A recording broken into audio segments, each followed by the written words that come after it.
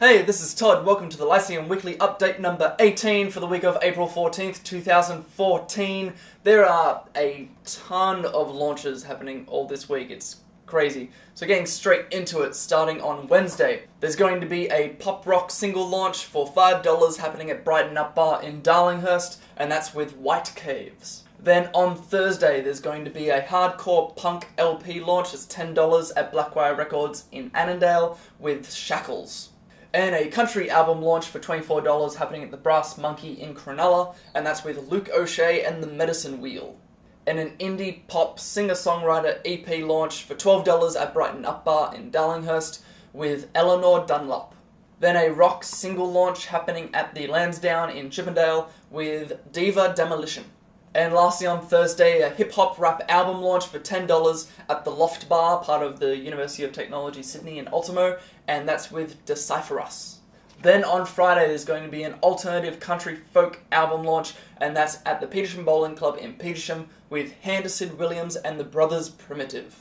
Then on Saturday there's going to be a hardcore punk mix of, there's going to be an LP launch, a CD launch, and a 7-inch launch, and that's all happening at the Valve Bar in Sydney with the Fuck Outs, who are having the CD launch, Unknown to God having a 7-inch launch, and Shackles having an LP launch. Then on Sunday there's going to be an alternative folk rock and roll single launch at the Sphere Night Spot in Sutherland, also known as Studio 6, and that's with the Wild Bloods.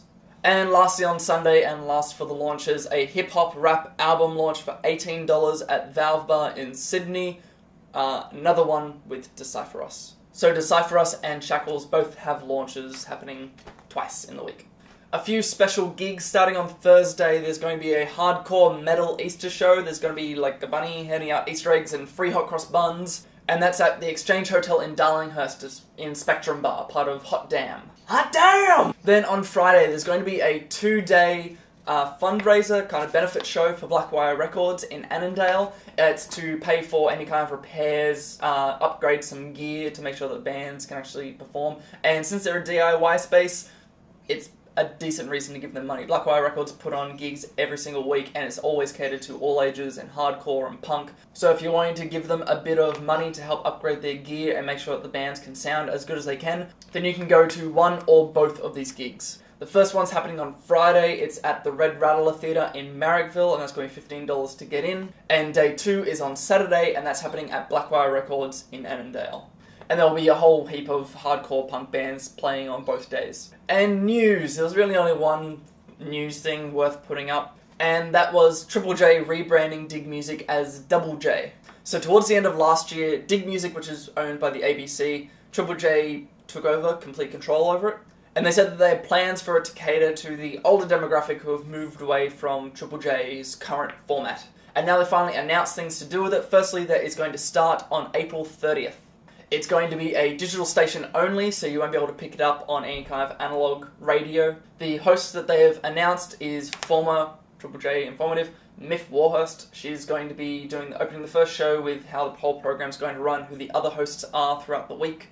And the fact that they called it Double J is kind of like a throwback to their early roots. They've said that the music format will be looking at music from the previous 2 decades, stuff that Triple J played back then in their 18 to 24 demographic, as well as playing new songs. And they said that there will probably be about 10% crossover in the music for both stations of Triple J and Double J.